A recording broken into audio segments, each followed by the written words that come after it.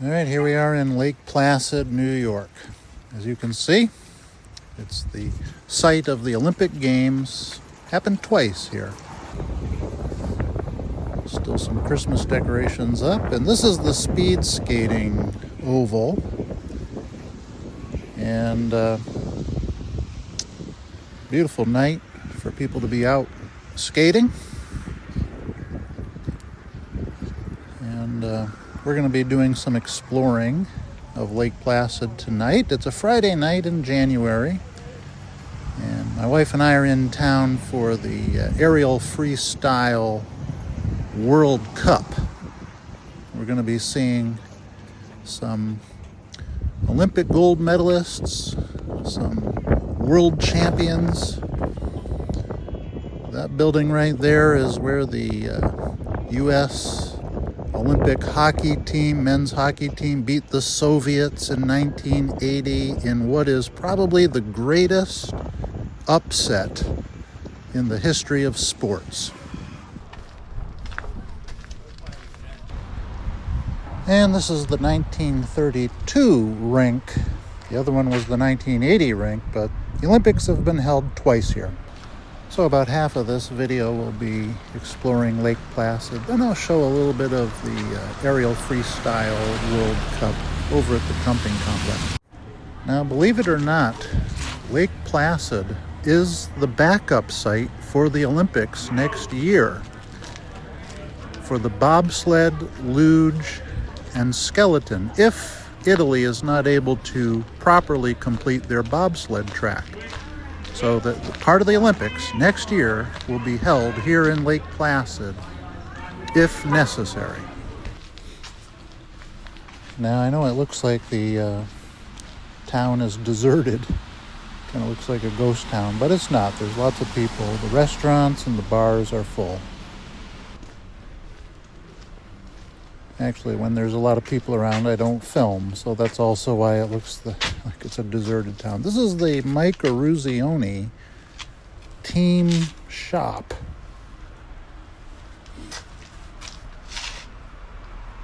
That's a Team USA merchandise. We're not going to go in, but there you see the sign, Mike Eruzione team shop.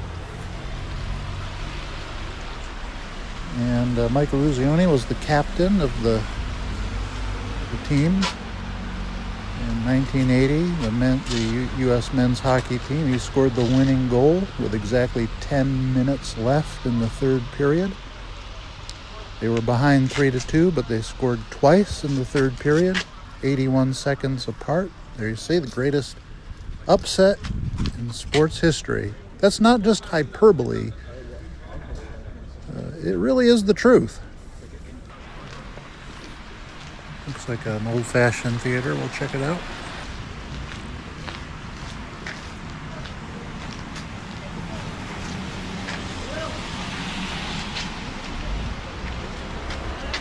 Yeah, just a really nice old-fashioned theater. The sign says $5 Tuesdays. You can see a show for $5, I think, on Tuesdays, if I'm reading that right.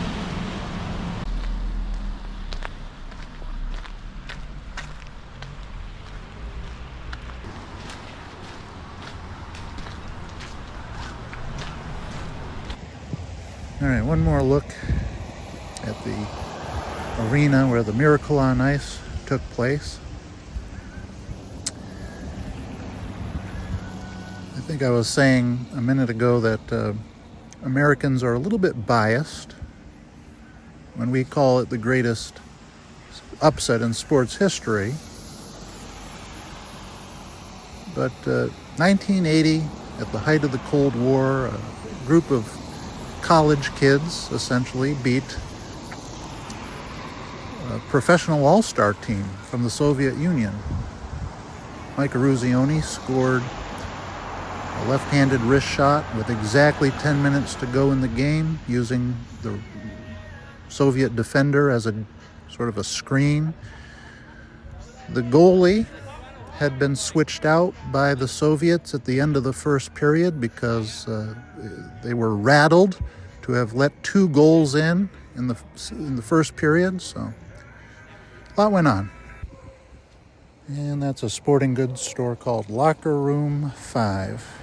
Obviously, on February 22nd, 1980, it was locker room number 5 that the U.S. used. Just nods everywhere to that game in this town. No, it's too cold. No, it doesn't. I'm all dressed.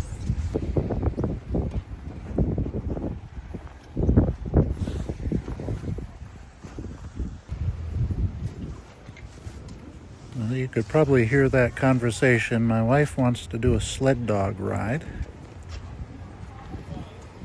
I'm not quite as enthusiastic about it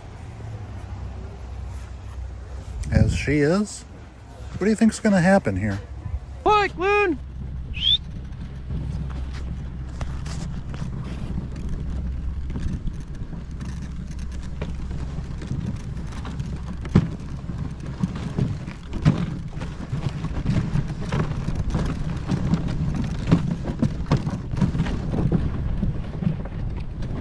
Junior, trail!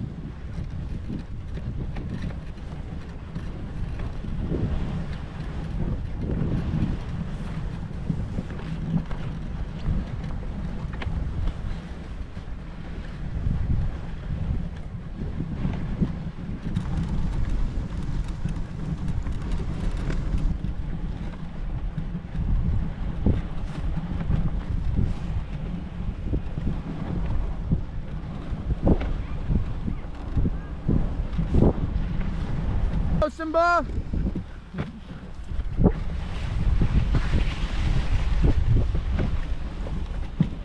Come on, Luna!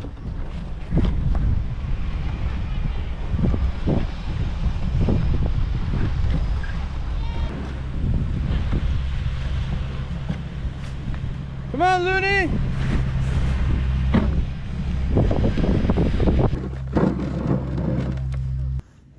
That's Sanja Hennie from Norway.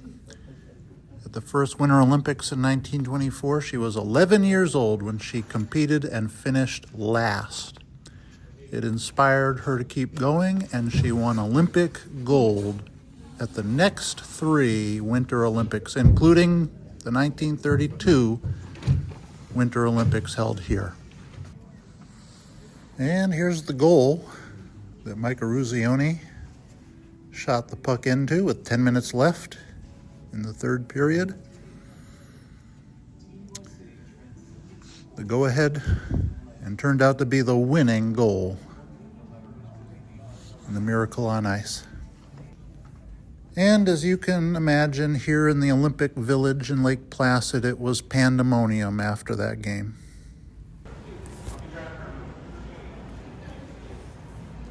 All right, here's the scoreboard that was used that night. And a lot of people don't realize the game against the Soviets was actually essentially a semifinal. It was not the final game. The gold medal game happened against Finland. And again, the U.S. did win that, and they got the gold medal. And of course, Al Michaels, who called the game, his words have been enshrined in history. You know, you have 10 seconds left. Do you believe in miracles?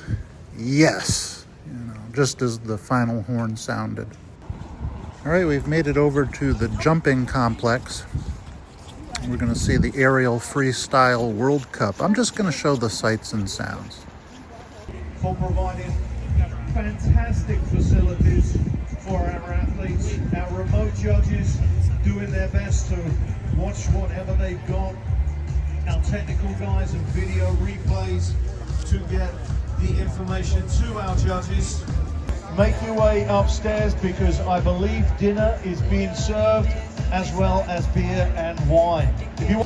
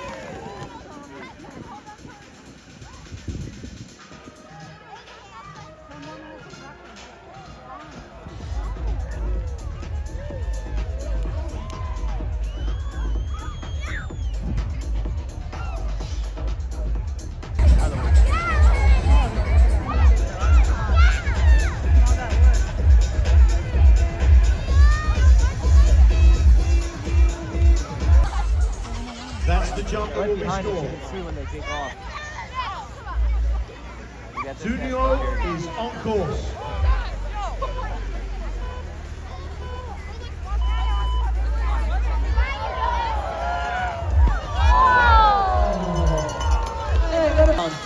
So close to being clean.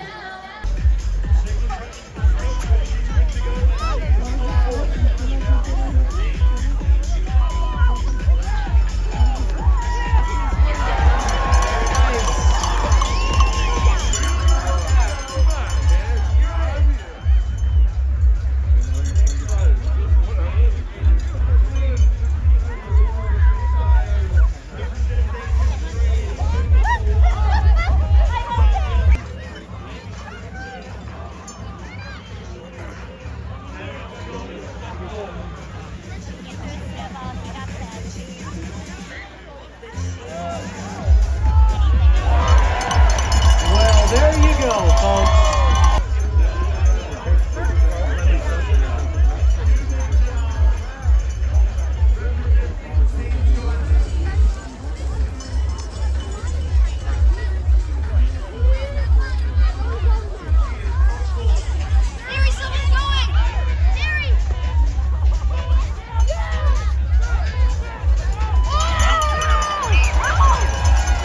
All right, Lake Placid, make some noise for her and all the athletes we saw here in the finals tonight under the lights.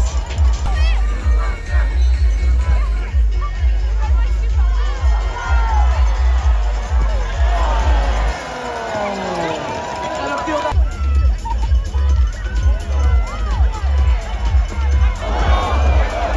That would be a big front flip. You don't get any extra points for that, folks. You should. Puts it down, eyes down, chest down, front flip off his head. No, his head cleared it.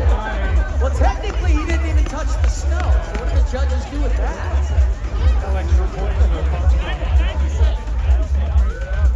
Yeah, so look at his coach. He knows it.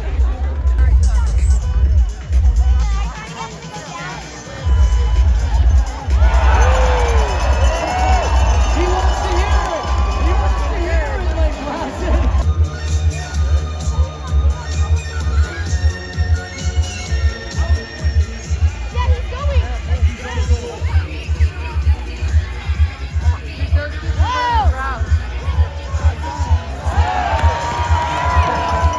There's another one. Fourth position. Oh, it's going to be tight. Big scores at the top.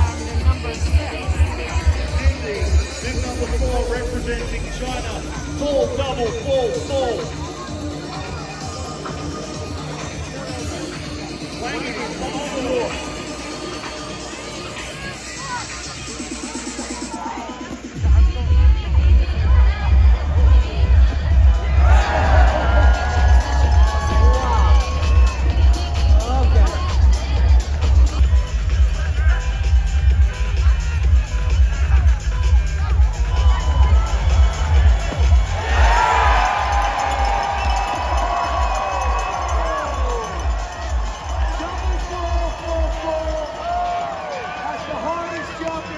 Tonight. Oh my goodness. All right, well, that's going to do it from Lake Placid. They're warming up for the super finals. We're going to head out a little early, beat the traffic.